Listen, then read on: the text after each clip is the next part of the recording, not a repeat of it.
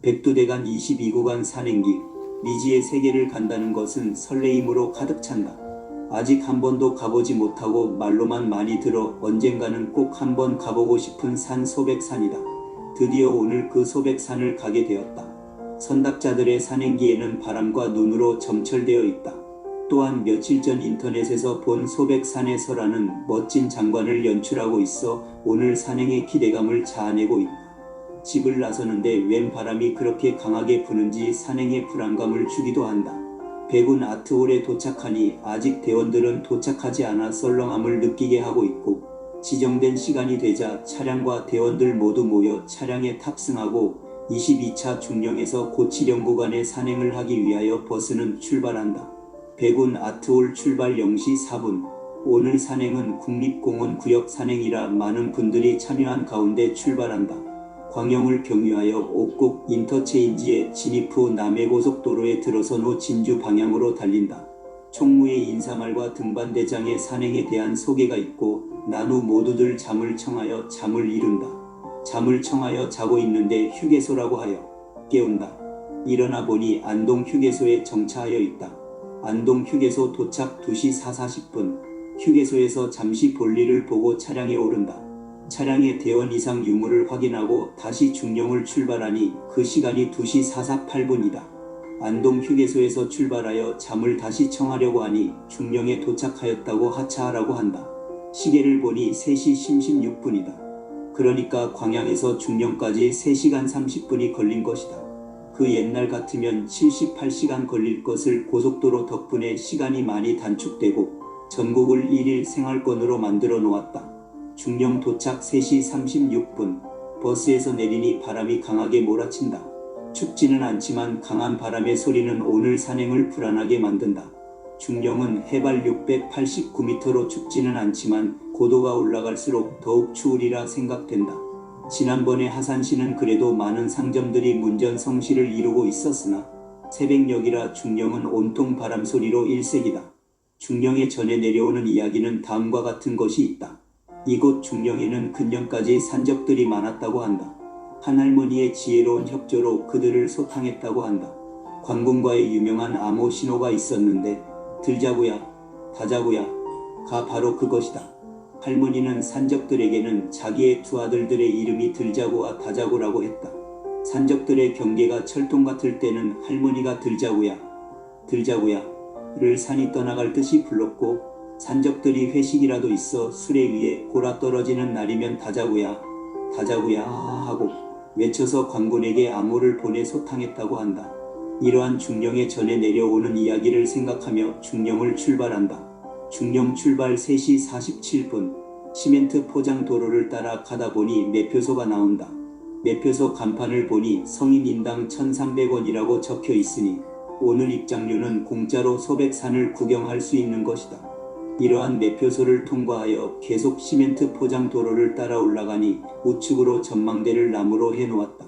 풍기읍이 불빛이 반짝반짝거리며 도심임을 나타나고 중앙고속도로 가로등 불빛이 어울려 생동하는 풍기를 연출한다. 이러한 곳에서 잠시 휴식을 취하다 출발한다. 바람은 세차게 불지만 나무의 영향으로 아직 피부로 느끼지 못하고 소리로만 바람의 강함을 느낄 수 있다. 계속되는 시멘트 포장 도로를 따라가니 도로에는 곳곳이 낙엽이 수북히 쌓여 바람의 강함을 알 수 있다. 중개소 가까이 가니 산거리가 나온다. 잠시 여기서 멈칫거리며 길의 방향을 가늠하며 이정표대로 방향을 잡아 발길을 재촉한다.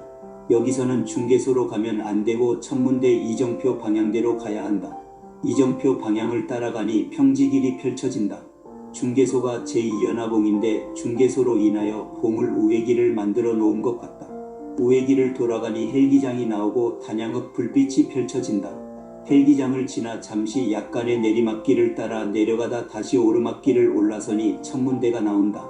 천문대 도착 5시 30분. 바람과 함께 추위가 엄습해온다. 잠시 천문대 건물 모퉁이에서 바람을 피해 휴식을 취하며 후미 그룹이 오기를 기다린다. 천문대는 불빛 하나 없고 모든 직원들이 잠들어 있어 적막감이 돈다. 천문대의 내력을 알아보면 다음과 같다. 소백산 국립공원 내에 위치하고 있으며 우리나라 현대 천문학의 서막을 연 천문대이다. 소백산 천문대에서는 순수한 연구관 측의 목적 이외에도 일반인들에게 과학에 대한 이해를 위해 폭넓은 기회를 제공하고 있다. 천문대 출발 5시 41분. 천문대를 출발하여 조금 가니 연화봉 갈림길이 나온다. 비로봉 4.2km, 희방사 2.4km, 중령 휴게소 7.0km. 선두는 희방사 쪽으로 가고 있다. 후미 그룹이 보니 길을 잘못 든 것 같아 선두 그룹에 무전을 친다. 선두 그룹은 무전에도 불구하고 계속 강행하니 조 팀장 앞으로 달려가 길을 확인 결과 비로봉 가는 길과 앞에서 만난다는 것을 확인하고 다시 내려온다. 후미 그룹은 비로봉 이정표 방향에 따라 자연학습 탐방로를 따라간다. 자연학습 탐방로는 나무로 길을 잘 만들어 놓아 탐방객의 편의를 도모하고 있고 주위는 어둠으로 인하여 관찰할 수 없으며 철쭉이 필 때쯤 되면 장관이 연출되리라 생각된다. 이 삼거리에서 희방사로 가는 길이 있다. 즉 선두 그룹이 가는 길로 가서 합으로 내려서면 수천리로 가는 길이 나오는데 이 길로 가면 희방사가 나온다. 희방사의 전에 내려오는 이야기를 생각하며 자연 탐방로에 펼쳐지는 철쭉꽃을 보며 산책을 하면 한편의 드라마를 연출할 것 같다. 자연 탐방로를 따라가니 선두 그룹이 내려오고 있다. 선두 그룹과 다시 합쳐져 내리막길을 걸어 안부에 다 달아 인원 점검을 하니 점검 결과 이상이 없어 다시 출발한다. 다시 약간의 오르막을 올라 다시 내려가니 헬기장이 나온다. 여기서부터는 나무 계단을 타고 올라가야 한다. 세찬 바람이 계단에서 대원들을 그냥 두지 않는다. 계단의 핸드레일 밧줄을 잡고 한 계단 한 계단을 오른다. 바로 제1연화봉에 도착한다. 제1연화봉 도착 6시 31분. 제1연화봉 이정표에 도착하여 세찬 바람을 피해 잠시 휴식을 취한다. 김병순 대원 지금의 바람은 맛배기 바람이고 비로봉 가면 그 맛을 안다고 한다. 원래 여기서 아침 식사를 해야 하나 날씨도 좋지 않고 그러니 주목관리소에서 아침을 먹을 테니 간식을 먹으라고 정대장 말한다.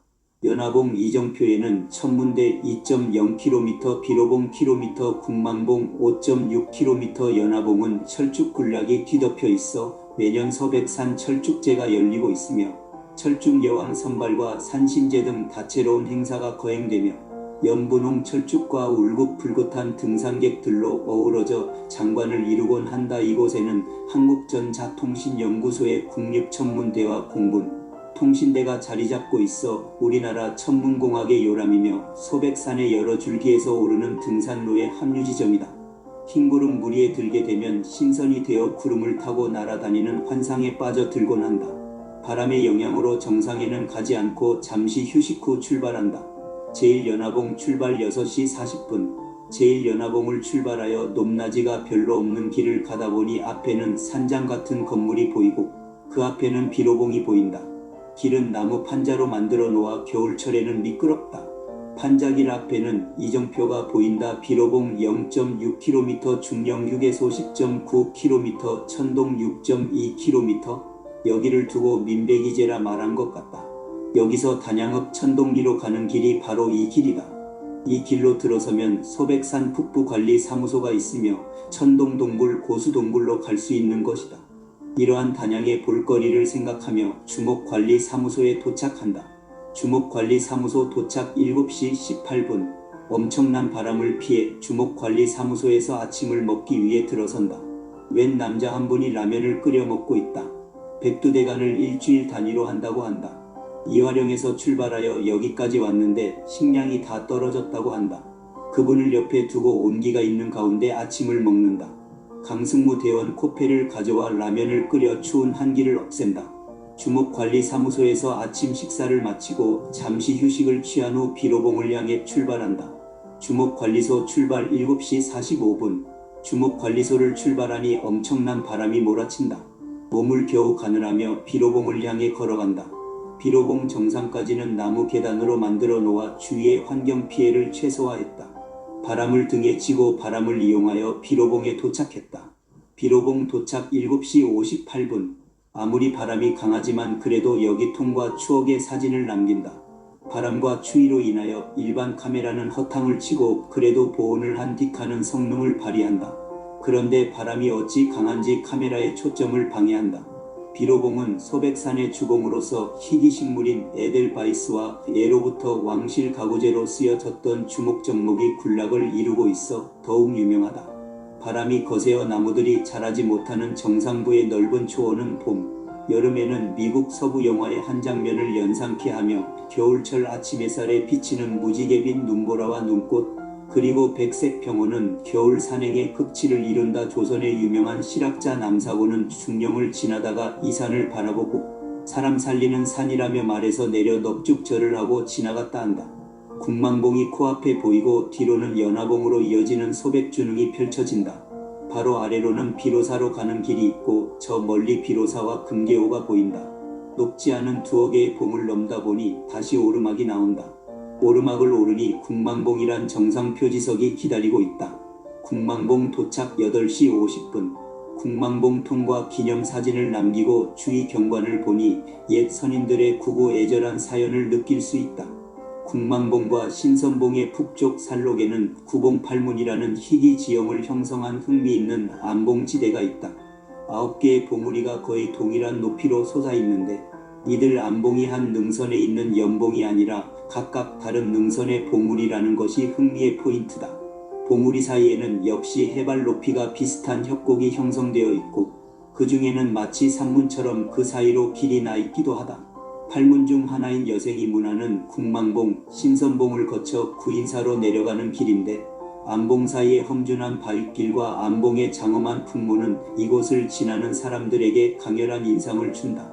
북으로는 신선봉과 형제봉, 동으로는 선달산, 문수산 능선이 멀리서 아련히 밀려오고 남으로는 연화봉, 도솔봉, 묘적봉이 먼 바다로부터 밀려오는 파도처럼 시야를 파고들고 가까이 비로봉으로부터 산능들이 성난 파도가 해일을 동반하고 밀려오는 듯하다.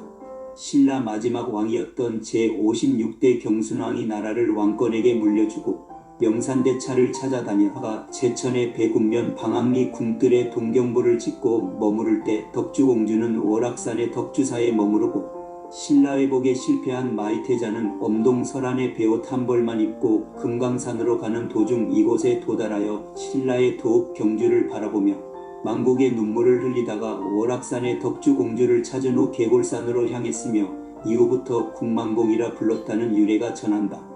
이러한 전설을 생각하며 국망봉을 출발한다. 국망봉 출발 9시 0분.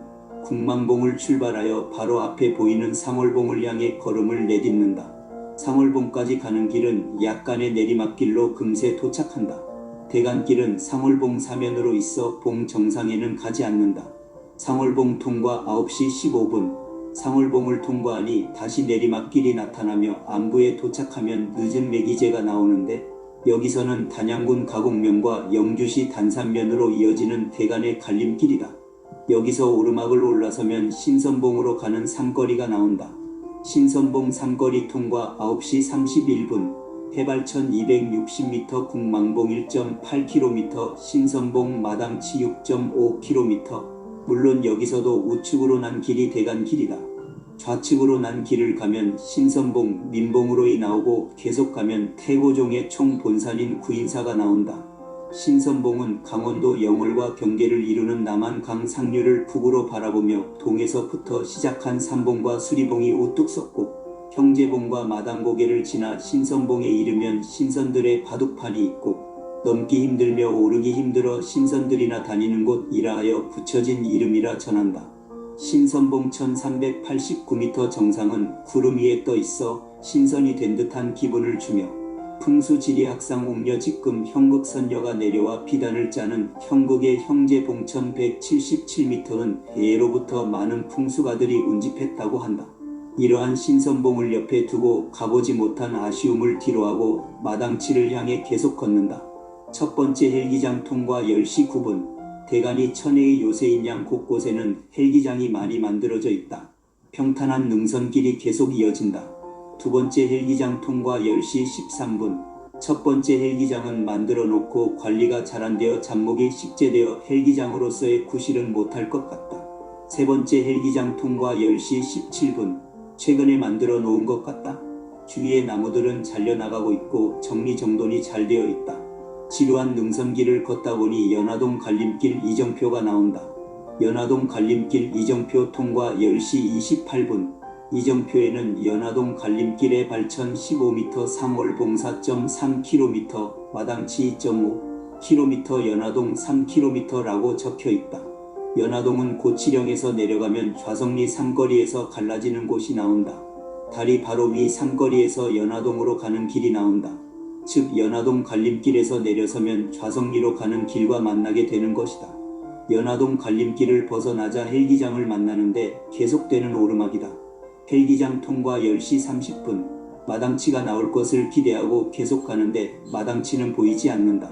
두어 번 넘어치니 또 하나의 능선이 나타나는데 해발 1031m, 연화동 등산로 1.5km, 형제봉 5.2km라는 이정표가 있고 다시 오르막이 시작된다. 많이 걸었으니 이젠 휴식과 점심을 먹어야겠다. 바람이 불지 않은 양지 바른 곳을 택하여 점심 식사지로 정한다. 점심 식사지 도착 11시 30분. 바람이 없는 곳에서 도시락을 꺼내어 점심을 먹는다. 점심을 먹고 잠시 휴식을 취한 후 출발한다. 점심 식사지 출발 11시 56분. 점심 식사를 마치고 출발하여 봉의 능선을 지나치니 내리막길이 나온다. 바로 마당치가 나온 것이다.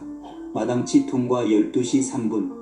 마당치의 발구 110m, 형제봉 3.5km, 공망봉 8.5km, 세목 7.5km의 이정표와 표원복 교수가 쓴 코팅의 이 이정표는 고치령 1시간 25분이라고 적혀 있고 코팅지가 이정표에 걸려 있다. 여기서 조금 가면 형제봉 갈림길이 나오리라 생각하며 있는 힘을 다해 앞에 봉우리를 올라선다. 형제봉 갈림길 통과 12시 21분. 여기서도 우측으로 난 길을 택해야 대간길이다. 좌측으로 난 길을 가면 형제봉이다. 경사면을 가기 때문에 형제봉으로 가는 길이 두 군데 있다. 마당치에서 고치령으로 가는 길에는 코팅지가 붙어 있고 고치령에서 마당치로 가는 길은 이정표가 서 있는데 필자가 통과한 시간은 우리 일행이 마당치에서 고치령으로 가기 때문에 코팅지 통과 시간을 체크했다. 형제봉은 산의 정상 봉우리가 마주보고 있다 하여 형제봉이라 불리고 있으며 풍수지리학상 옥려 직금 형극선녀가 내려와 비단을 짜는 형극이라 하여 조선시대에 많은 풍수가들이 운집했다 한다. 형제봉 갈림길을 통과하면 이제는 순탄한 내리막길이 계속 이어진다. 그리고 간간히 헬기장이 나오며 마지막 헬기장 근처에는 산불의 흔적이 남이 있으며 여기를 통과하면 능선을 까가 만든 시멘트 포장도로가 보인다. 바로 여기에 내려서면 고치령이다. 고치령 도착 12시 52분. 고치령에 도착하니 승용차 한 대가 주차되어 있고 고치령의 산신각은 화재로 인하여 볼 수 없고 그 자리에는 나무가 식재되어 있다. 다음 산행지 입구편에 고치령의 발 760m, 마구령 8.0km, 늦은목 23.9km, 비로봉 14.1km라는 안내판이 자리하고 있고 대간길의 잘림이 이곳에서도 확인할 수 있어 아쉬움을 더하고 있고 또 그 자리를 송이버섯을 채취하지 맙시다라는 문구의 플랜카드가 자리를 하니 이곳이 송이가 나는 지역이라는 걸 알 수 있게 해준다. 오늘의 산행을 마감하는 순간이다. 가을이 깊다. 만산의 나뭇잎들 저절로 물들어 떨어져 내린다. 아니 참혹한 겨울을 견디기 위해 나무들은 제 이파리 뚝뚝 떨어뜨린다. 그 누가 이르지 않아도 세상의 생명들은 모든 것 버리고 가난한 마음 꽁꽁 묶어두며 겨울을 살아남기 위하여 움츠러들 것이리라. 얼음이 풀리는 봄이 오면 기지개 활짝 펴며 소리쳐 일어날 것이다. 그렇게 새로운 세상은 밖으로 드러내지 않는 힘을 가졌을 때라야 올곧게 맞이할 수 있으리라. 영월 땅에서는 단종의 애절한 시 한 편이 소백산 산넘이 바람을 타고 넘어와 수능을 적시곤 했다. 달 밝은 밤에 자규새 울면 실은 못이저 달하게 기대었네. 내 울음 슬퍼 내 듣기 괴롭구나. 내 소리 없으면 내 시름 없을 것을 이 세상 괴로운 이에게 말을 보내 전하노니 춘 3월 자규루에는 부디 오르지 마소. 고치령 도착 기념 사진을 남기고 좌석리로 출발한다. 여기서 좌석리까지는 4.2km로 약 1시간가량 소요된다. 우리 일행은 14시 이후에 도착하면 실어 나르는 트럭을 부르기로 하였기 때문에 걸어서 좌석리까지 가기로 하였다. 걸어서 계곡과 어우러져 있는 소나무이며 나무들은 깊어가는 가을의 쓸쓸함을 느낀다. 여름 같으면 벌써 물로 들어가 알탕을 생각하며 걸음을 재촉한다. 길 옆으로는 사과나무 과수원이 바람의 영향인지 알 수는 없지만 낙과되어 나목이 되어 쓸쓸하게 지키고 서 있다. 걸어서 깊어가는 가을을 느끼며 내려오니 연화동으로 가는 갈림길에 이정표가 서 있다. 모퉁이를 돌아서니 버스가 보이고 선두 그룹이 하산주를 들고 있다. 좌석리 도착 14시 0분. 아, 잊지 못할 소백산의 바람이여. 불러보며 하산주로 오늘 하루의 피로를 말끔히 씻어본다. 특히 이번 하산주는 새로이 선보이는 칡 말걸리, 더덕 말걸리로 준비하여 그동안 쌀 말걸리로 익숙한 우리에게 새로운 맛을 선사하였다. 어느 정도 막걸리로 피로를 풀고 광양을 향해 승차를 한다. 좌석리 출발 14시 47분. 좌석리를 출발하여 영주를 거쳐 중앙고속도로에 접어들어 달리다가 군이 휴게소에서 잠시 휴식을 취한 후 달리다가 구마고속도로에 접어든 후 마산에서 다시 남해고속도로에 접어선다. 잠에서 깨어보니 김총무 마지막 인사말을 하고 있다. 백운 아트홀 도착 18시 42분. 오늘 하루도 수고했다는 인사말로 악수를 하며 헤어진다. 산행기 전도사 전영선, 영상편집 넓은산 양동아.